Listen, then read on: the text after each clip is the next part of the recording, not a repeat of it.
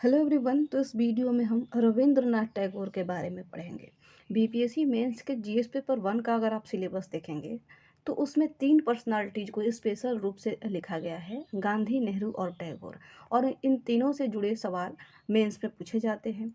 तो रविंद्रनाथ टैगोर से किस किस तरह से क्वेश्चन पूछा जाता है और किन किन एस्पेक्ट्स को, रविंद्रनाथ टैगोर की पर्सनालिटी के बारे में पढ़ने के समय हम किन किन एस्पेक्ट्स को देखेंगे, इस हम नोट्स में पढ़ेंगे। कंपटीशन मेड इजी का ये नोट्स है रविंद्रनाथ टैगोर के बारे में।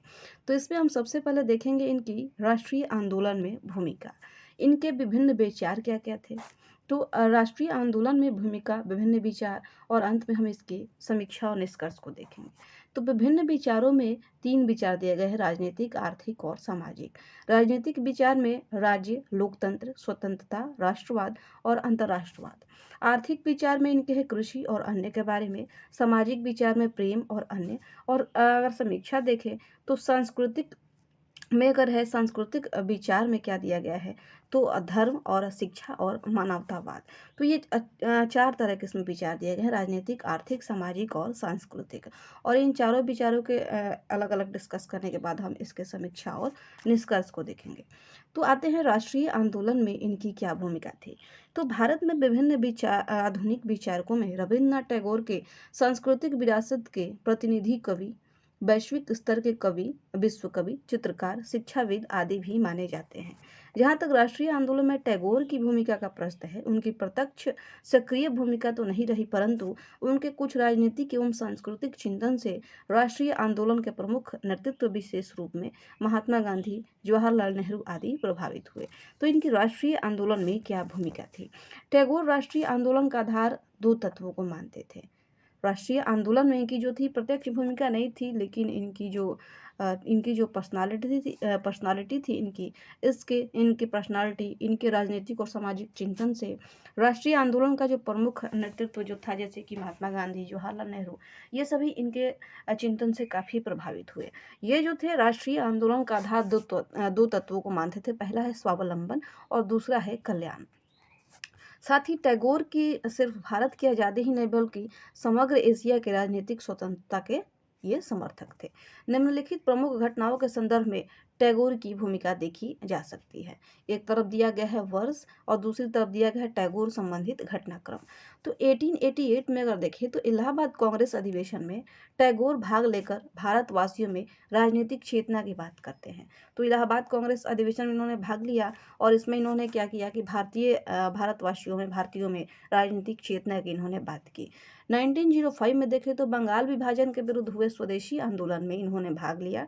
इसी समय इन्होंने अमार सोनार बांग्ला नाम की कविता की रचना की, जो आगे चलकर बांग्लादेश का राष्ट्रीय गीत बना। साथ ही स्वदेशी के कार्यक्रम रक्षाबंधन में भी इनकी उल्लेखनीय भूमिका रही। 1911 में अगर देखें तो कांग्रेस के कलकत्ता अधिवेशन में इनकी रचना जन गण मन पहली बार गाया गया। आगे चलकर यह भारत का राष्ट्रगान बना। इसके माध्यम से राष्ट्रवाद के प्रसार में मदद मिली। 1917 में क्या किया गया कि चंपारण सत्याग्रह के दौरान टैगोर ने गांधी जी को महात्मा गांधी की उपाधि दी थी। 1919 में 13 अप्रैल 1919 को जालियांवाला बाग नरसंहार के बाद उसकी प्रतिक्रिया स्वरूप टैगोर ने अपनी सर या नाइटहुड की उपाधि वापस कर दी। इससे बौद्धिक जगत में ब्रिटिश विरोध का स्तर क्या हुआ, तीव्र हुआ। उन्होंने रॉलेट एक्ट का विरोध भी किया। 1920 में क्या किया गया रविन्द्रनाथ टैगोर के द्वारा, तो असहयोग आंदोलन के समय टैगोर विदेशी वस्त्र के बहिष्कार के मुद्दे पर भिन्न मत रखते थे।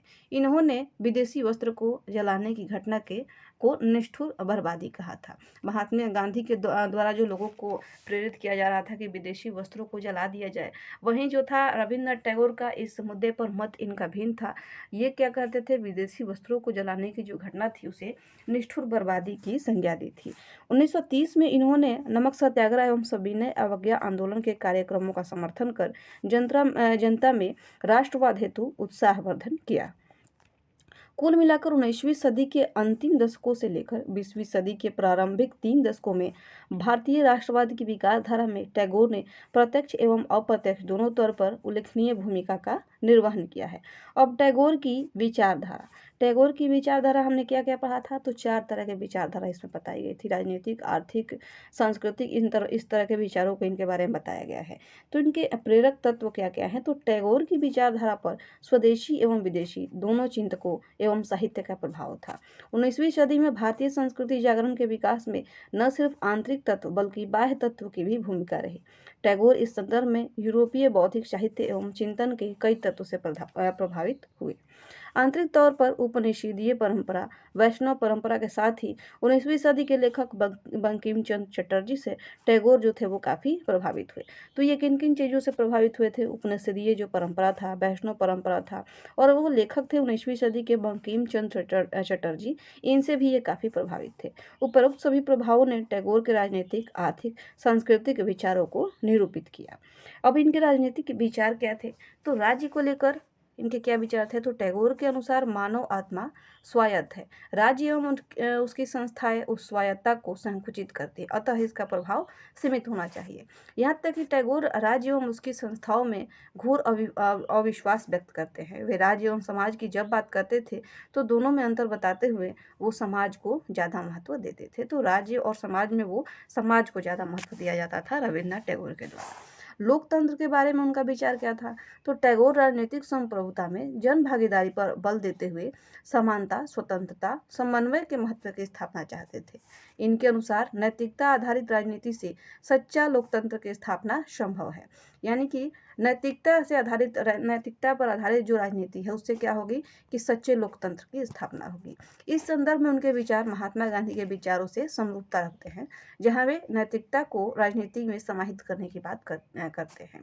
तो नैतिकता को राजनीति में समाहित करने का जो विचार है, ये रविन्द्रनाथ टैगोर का भी विचार था और ये महात्मा गांधी का भी विचार था। तो इस पॉइंट पे इन दोनों का विचार जो था वो काफ़ी मिलता जुलता था। स्वतंत्रता को लेकर इनका क्या विचार था, तो टैगोर के अनुसार आत्म साक्षात्कार द्वारा आत्मा को प्रदीप्त करना क्या है, स्वतंत्रता है। सच्ची स्वतंत्रता वापस में आत्मा की स्वतंत्रता है। तो स्वतंत्रता को लेकर रविन्द्रनाथ टैगोर का ये विचार था कि जो सच्ची स्वतंत्रता है वो क्या है, तो वास्तव में आत्मा की स्वतंत्रता ही सच्ची स्वतंत्रता है।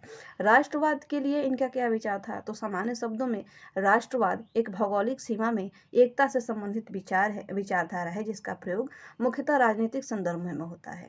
व्यापक संदर्भों में एक ऐतिहासिक विकास प्रक्रिया के तहत एक भौगोलिक सीमा में वहां रहने वाले विभिन्न समुदायों के बीच राजनीतिक, आर्थिक, सामाजिक एवं सांस्कृतिक आधार पर जो एकता का निर्माण होता है उसे ही राष्ट्रवाद कहा जाता है। टैगोर के अनुसार राष्ट्रवाद जो था वो संकुचित या संकीर्ण नहीं होकर व्यापक है।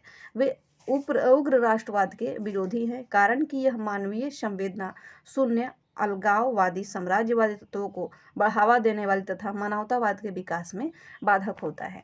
तो टैगोर के अनुसार जो था राष्ट्रवाद क्या था, तो यह संकुचित या संकीर्ण न होकर एक व्यापक तत्व था। वे उग्र राष्ट्रवाद के विरोधी हैं। उग्र राष्ट्रवाद के कौन थे, ये विरोधी थे। इनका कारण इसलिए ये उग्र राष्ट्रवाद के विरोधी थे क्योंकि यह मानवीय संवेदना शून्य, अलगाववादी, साम्राज्यवादी तत्वों को बढ़ावा देने वाला तथा मानवतावादी के विकास में जो था ये उग्र राष्ट्रवाद बाधक होता है। टैगोर मानवतावाद को राष्ट्रवाद से ज़्यादा महत्व देते हैं। उनका कहना है कि राष्ट्र मानव से ऊपर नहीं है तथा मानवतावाद देशभक्ति के ऊपर है।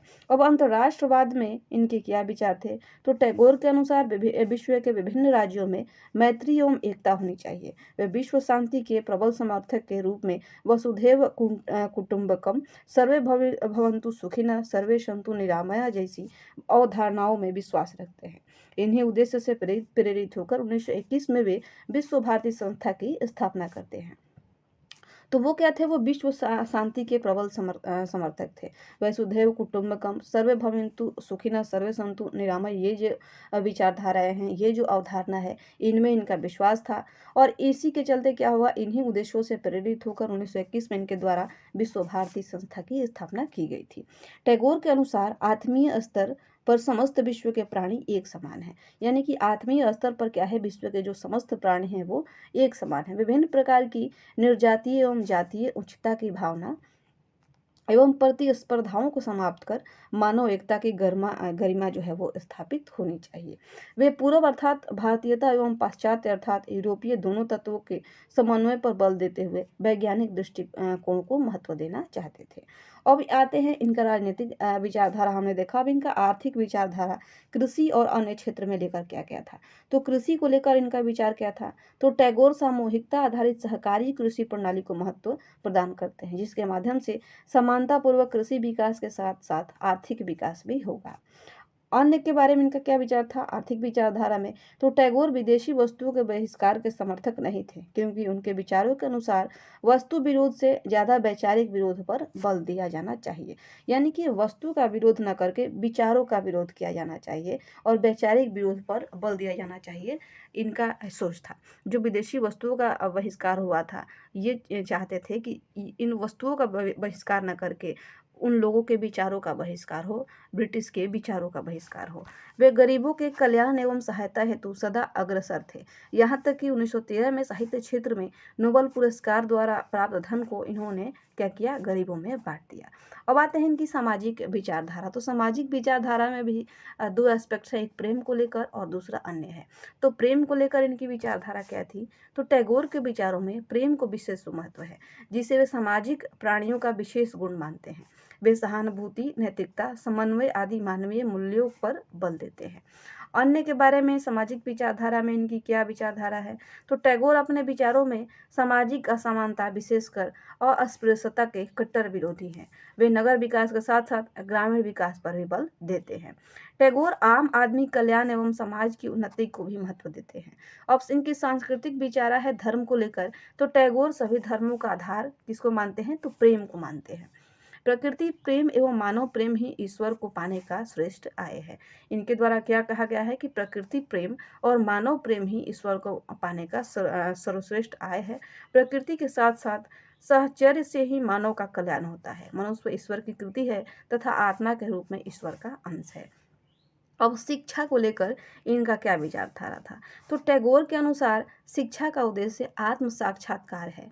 इनके अनुसार शिक्षा का उद्देश्य क्या है, तो आत्म साक्षात्कार है। वे आत्मनिर्भर एवं आध्यात्मिक व्यक्तित्व के निर्माण पर बल देते हैं।